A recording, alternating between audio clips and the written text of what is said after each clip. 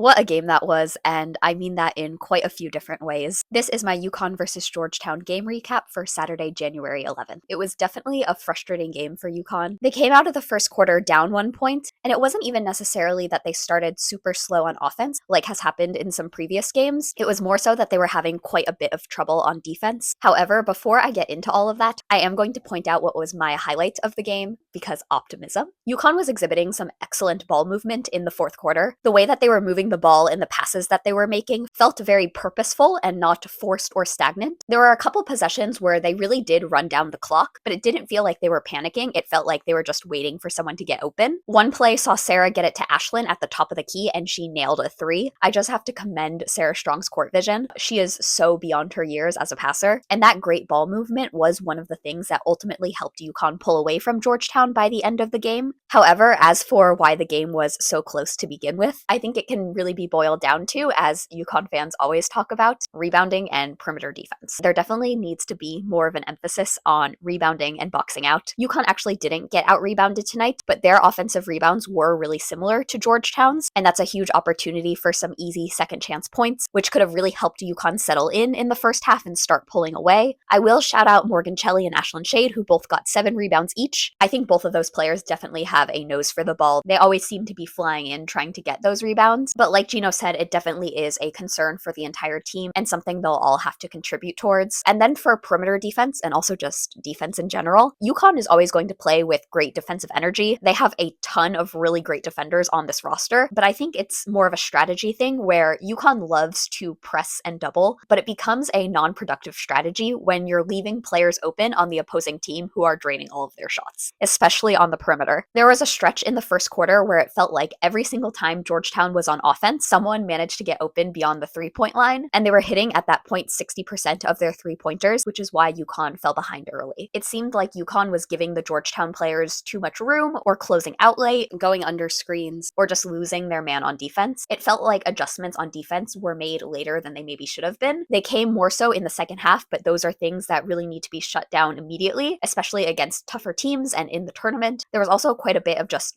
miscommunication on defense between UConn players, but it's weird because UConn held Georgetown's leading scorer to half their usual point total, but then another player scored over 20 when they usually average 6 points per game. So mixed results for sure, but I do think there's kind of an agreement that this is the next step for UConn defensively. This is something that definitely needs to be addressed, specifically because it's something that's already hurt them in big matchups this season. However, UConn eventually adjusted and eased my worries watching this game. Specifically, whenever there's a lineup with Azzi, Sarah, and KK in the game, I was pretty calm. Those are 3 players that I think just completely set the tone for how UConn is playing, but I'll talk about them later on in this video, and I'm going to start by highlighting Caitlin Chen's play. Caitlin Chen came out of the gate scoring in this game, which I was so thrilled to see. She hit all of her first 3 shots, including a reverse layup, a mid-range pull-up off the glass, and then she banked in a long 2. It was a near 3. My jaw dropped when that shot went in. I was like, is this just that kind of night for her? This was all in the first 5 to 7 minutes or so of the game, and then she only ended up taking 1 more shot the entire game, but I felt like it was still a really positive sign to see her shooting the ball freely, and her watching her shot go in has to be a good feeling, especially because I don't think she's hit a shot for the past 2 games. She, like I always say, is a pretty remarkable defender, so if she can get going offensively, I think that'd be pretty major for this team. I definitely hope to see her come out of the gate being aggressive offensively in future games. Next, to talk about Jana El-Alfi, I know I've been beating this point into the ground, but I just don't understand why she plays so few first half minutes. I know UConn got out to a difficult start with their perimeter defense, and guarding the perimeter would definitely be challenging for Jana, but UConn has to do a better job of figuring out how to leverage the presence that she is in the post and her size. She got 4 blocks today in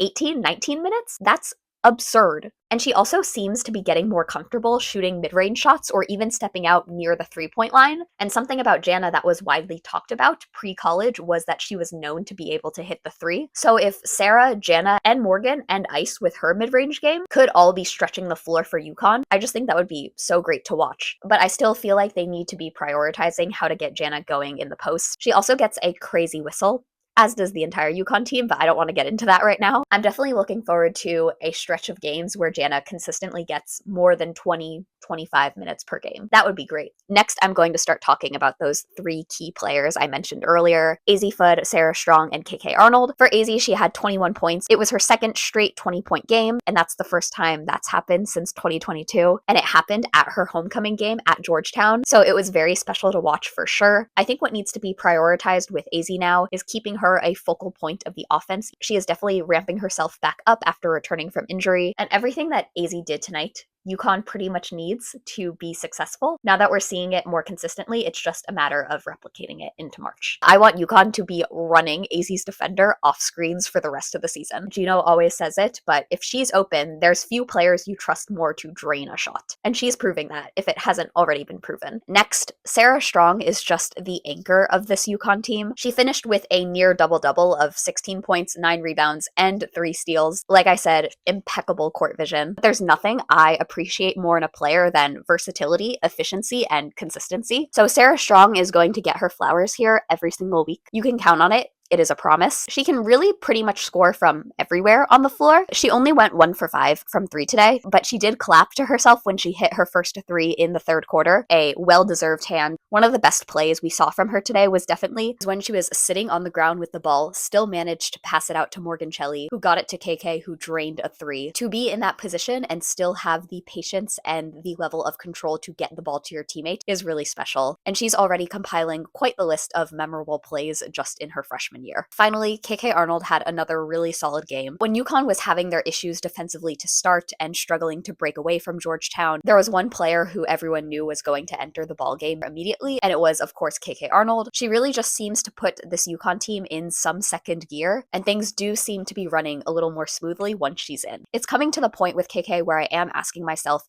how can UConn justify not starting her? If you've watched any of my previous videos, you might know that I sat pretty firmly on the side that KK needs to come off the bench, with the reasoning that UConn needs her to come off the bench and kick them into that second gear if they get off to a slow or ugly start. And I still stand by that. And I also just think that it's very unlikely that KK will be slotted into the starting lineup. Gino has expressed that KK's role is the same this season. She just has to wait a few minutes, quote unquote, to come off the bench and do it. So it seems that he and the coaching staff are very set on KK's role and when she's going to be playing it. But I definitely understand why the question is coming up more and more. KK has definitely gotten a lot of recognition in these last 3 weeks or so for her play as of late, and it's so well deserved. Overall, out of all the games that I've done recaps for, so every game after Christmas, I thought this was definitely UConn's most frustrating game. I think it's pretty clear at this point where UConn needs to grow the most. It's crazy to think that we're now in mid-January and almost halfway done with the season. I firmly believe that this UConn team is better than what they showed us this afternoon, but there are some things that kind of just need to be honed in on. I hope Paige's rehab and rest period is going well. And finally, Ice Brady did not travel with the team due to an illness, so I really hope that Ice gets well soon. And yeah, that was my recap of UConn's game versus Georgetown. Let me know what your thoughts and takeaways were as always, and that's what happened with the Huskies today. Till next time.